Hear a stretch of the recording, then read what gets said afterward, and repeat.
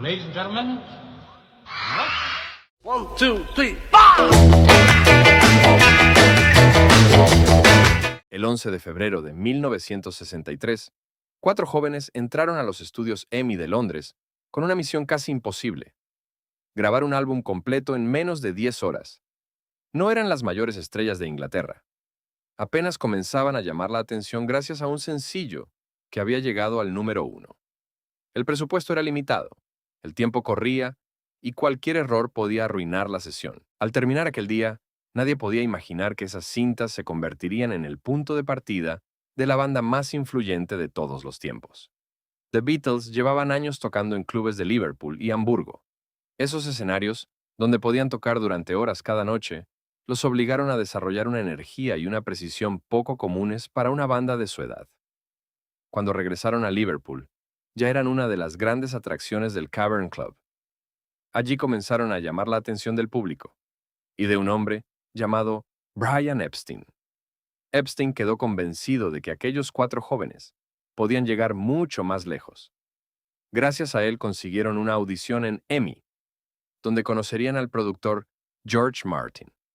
Aunque Martin tenía dudas sobre la banda, había algo en ellos que resultaba imposible de ignorar: su personalidad. Y esa oportunidad cambiaría sus vidas. Era el 11 de febrero de 1963. A las 10 de la mañana, comenzaron las sesiones en Abbey Road. No había espacio para repetir una toma 20 veces.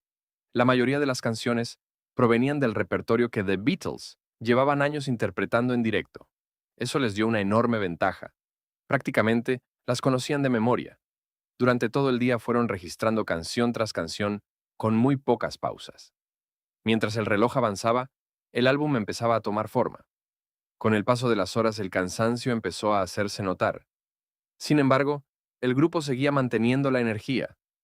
George Martin quería capturar precisamente eso. No buscaba una perfección absoluta.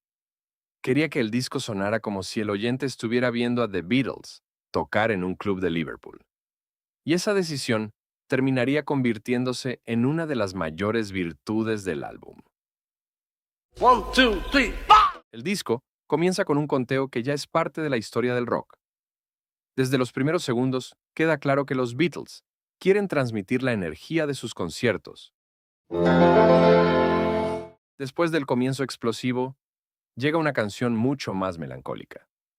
Aunque su letra habla de un corazón roto, la melodía mantiene un aire optimista. Es una de las primeras composiciones firmadas por Lennon y McCartney, y deja ver que la banda ya podía escribir algo más que simples canciones para bailar. Original de Arthur Alexander, John Lennon aporta una interpretación cargada de emoción y demuestra la influencia que la música soul estadounidense tenía sobre la banda. Cantada por George Harrison, es una composición del dúo Goffin y King. Aunque suele pasar desapercibida, permitió que George tuviera uno de sus primeros momentos como cantante principal en un álbum de estudio. Una versión llena de energía, donde demuestra que también podía conectar con el público desde el micrófono. Conserva el ambiente festivo de los conciertos de la banda. Una de las canciones más románticas del álbum. John Lennon muestra una faceta vocal mucho más suave. La influencia de los grupos vocales estadounidenses es evidente en las armonías. George Martin sugirió acelerar el tempo respecto a la versión original, y el cambio fue decisivo. La combinación entre la armónica, la voz de Lennon y el ritmo contagioso convirtió la canción en el primer gran éxito nacional de la banda. Fue el primer sencillo de The Beatles y presentó al mundo un sonido sencillo, pero muy personal. La armónica de John se convirtió en uno de los elementos más reconocibles de la canción. Es prácticamente una carta de amor convertida en canción. Su tono cálido ofrece un pequeño descanso antes de que el disco vuelva a ganar intensidad. John vuelve a demostrar por qué era considerado uno de los mejores intérpretes del grupo. Su voz aporta una mezcla de ternura y fuerza que diferencia esta versión de la original. George Harrison vuelve a tomar el protagonismo. La canción fue escrita por Lennon y McCartney especialmente para él. Con el tiempo, se convertiría en uno de los primeros éxitos interpretados por George. Una canción completamente distinta al resto del álbum, más cercana al jazz y a la música tradicional que al rock and roll. Muestra que los Beatles no tenían miedo de explorar estilos diferentes incluso en su primer disco. Una de las composiciones más personales del álbum. En lugar de hablar únicamente del amor, Lennon reflexiona sobre encontrar refugio en la propia mente.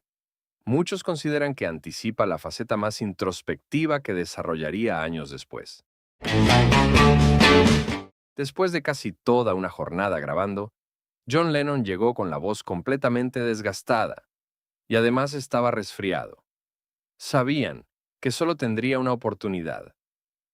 La toma que quedó en el álbum fue la primera. La intensidad de aquella interpretación convirtió la canción en uno de los momentos más memorables de toda la carrera.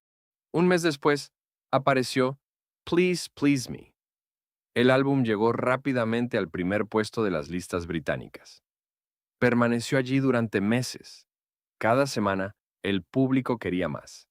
Sin darse cuenta, Inglaterra estaba presenciando el nacimiento de un fenómeno que pronto conquistaría el mundo.